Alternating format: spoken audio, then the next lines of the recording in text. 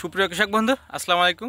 আজকে আমি আলোচনা করব কুমড়া জাতীয় ফসলের ফ্রুট ফ্লাই অর্থাৎ হেনা পোকা বা মাছি পোকা বা ফল ছিদ্রকারী পোকা যেটাই বলেন, এই পোকাটা মারার জন্য যে ফেরোমন ফাঁদটা ব্যবহার করা হয় সেই ফেরোমন ফাঁদ কীভাবে কাজ করে এটাই আজকের আলোচনার মূল বিষয়। তো চলুন আগে দেখে নেওয়া যাক এই ফেরোমন ফাঁদটাই কী পরিমাণ পোকা পড়েছে। এই যে দেখা যাচ্ছে যে ফেরোমন ফাঁদে কিন্তু প্রচুর পোকা পড়েছে এবং মারা গিয়েছে।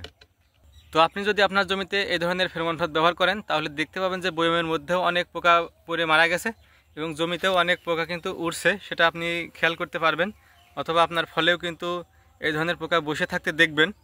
তখন হয়তো আপনি ভাববেন যে ফেরোমন ফাঁদ ব্যবহার করার ফলেও কেন পোকা বাইরে উড়ে বেড়াচ্ছে, ফেরোমন ফাঁদে কেন সব পোকা পড়ছে না।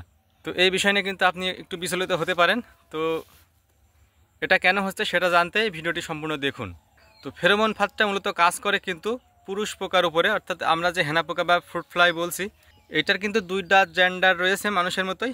এখানে যে পোকাটা মারছে এটা হচ্ছে পুরুষ পোকা এবং আপনার জমিতে যে পোকাটা দেখছেন বা জমিতে যে পোকাটা ফল ছিদ্র করছে সেটা হচ্ছে স্ত্রী পোকা।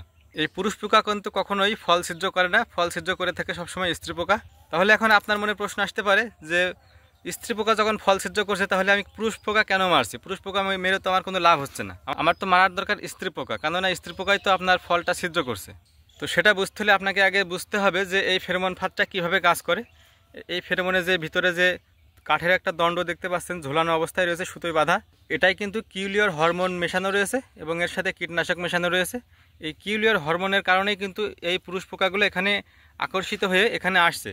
কারণ তাদের নাকে যখন এই গ্যাসটা যাচ্ছে, এই গন্ধটা যাচ্ছে, তখন তারা ভাবছে তাদের যে স্ত্রী পোকাগুলো আছে তারা তাদের মিলনের জন্য ডাকছে এবং এই মিলনের ডাকে সাড়া দিতেই কিন্তু পুরুষ পোকাগুলো দ্রুত এখানে ছুটে আসে এবং যখন এই কাঠের দণ্ডের উপরে বসে তখন এই কীটনাশকের স্পর্শে পোকাগুলো মারা যায়। তো এভাবে কিন্তু ফেরোমন ফাঁদ ব্যবহার করে মাছি পোকা বা এই হেনা পোকার পুরুষ পোকাগুলো মেরে ফেলা হয় এবং স্ত্রী পোকাগুলো কিন্তু এভাবে মরে না, স্ত্রী পোকাগুলো কিন্তু জমিতে থেকে যায় এবং ওরা কিন্তু ফল ছিদ্র করতেই থাকে। তো যখন আপনি সম্পূর্ণরূপে এইভাবে পুরুষ পোকাগুলো দমন করে ফেলবেন তখন কিন্তু স্ত্রী পোকার ডিম থেকে আর নতুন করে কোনো বাচ্চা বা কীড়া বের হবে না, সেক্ষেত্রে কিন্তু এই হেনা পোকার পরবর্তী প্রজন্মগুলো নষ্ট হয়ে যাবে। তো এভাবেই কিন্তু ফেরোমন ফাঁদ ব্যবহার করে আপনি আপনার জমির ফ্রুট ফ্লাই বা হেনা পোকার বংশ নির্বংশ করে ফেলতে পারেন। কারণ এই ফেরোমন ফাঁদে যখন সমস্ত পুরুষ পোকা মারা পড়বে তখন কিন্তু স্ত্রী পোকার ডিমগুলো অকেজো হয়ে যাবে, যার ফলে কিন্তু পরবর্তীতে স্ত্রী পোকার যে ডিমগুলো দিবে সেই ডিম থেকে কিন্তু কোনো বাচ্চা বা কীড়া বের হবে না। এর ফলে কিন্তু আপনার জমি সম্পূর্ণটাই হেনা পোকা মুক্ত হয়ে যাবে। তো এই ফেরোমন ফাঁদটা কিন্তু বিভিন্ন প্রকারভেদ রয়েছে। একটা যেটা দেখতে পাচ্ছেন এটা কাঠের দণ্ড, এটাই কিন্তু পানি ব্যবহার করতে হয় না, ডিটারজেন্ট মিশ্রিত পানি কিন্তু এটাই ব্যবহার করতে হয় না। আরও একটা আছে যেটাই তাবিজের মতো, যেটাই ডিটারজেন্ট পাউডার ব্যবহার করতে হয়। তো চলুন সেটাও দেখানো যাক। এবার যেটা দেখতে পাচ্ছেন এটা কিন্তু কাঠ নয়, এটা অনেকটা তাবিজের মতো। এর মধ্যেও কিন্তু একই হরমোন ব্যবহার করা হয়েছে কিন্তু এর মধ্যে কীটনাশক নেই, যার ফলে কিন্তু এখানে পানির ব্যবহার বা ডিটারজেন্ট মিশ্রিত পানির ব্যবহার প্রয়োজন। দেখেন এখানেও কিন্তু পোকা মারা গেছে। এখন আপনি কোনটা ব্যবহার করবেন, এটা ব্যবহার করবেন নাকি কাঠের দণ্ড যেটা সেটা ব্যবহার করবেন? তো এই তাবিজের একটা অসুবিধা রয়েছে, কারণ হচ্ছে এখানে এটা ঝোলানোর পরে কিন্তু এর মধ্যে ডিটারজেন্ট মিশ্রিত পানি ব্যবহার করতে হয়।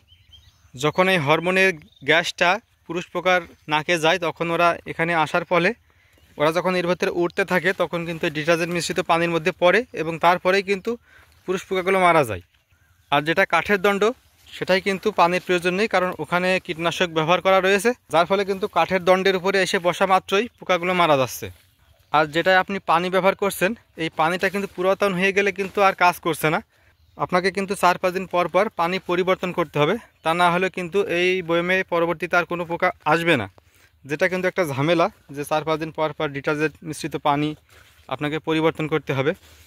এই ঝামেলা যদি না করতে চান তাহলে কাঠের দণ্ডের ওইটা ব্যবহার করুন, তাহলে কিন্তু আপনি একবার ব্যবহার করলেই 40 থেকে 45 দিন পর্যন্ত আর কোনো ঝামেলা থাকবে না, আপনি বিনা পরিশ্রমে কিন্তু এই পোকাগুলো দমন করতে পারবেন।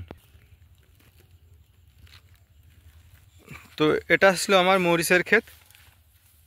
যে সময় মরিচ উঠা শেষ হয়ে যাবে মরিচ গাছ মারা যায় সেই সময় কিন্তু আমার এই মরিচ গাছগুলো মরেনি, যার কারণে কিন্তু আমি মরিচ গাছগুলো রেখে দিয়েছিলাম এবং এর মাঝে মিষ্টি কুমড়া লাগিয়েছিলাম। এর ফলে কিন্তু আমি শেষ পর্যন্ত মরিচে উঠাইতে পারছি এবং এখন কিন্তু আমি মিষ্টি কুমড়াও পাবো।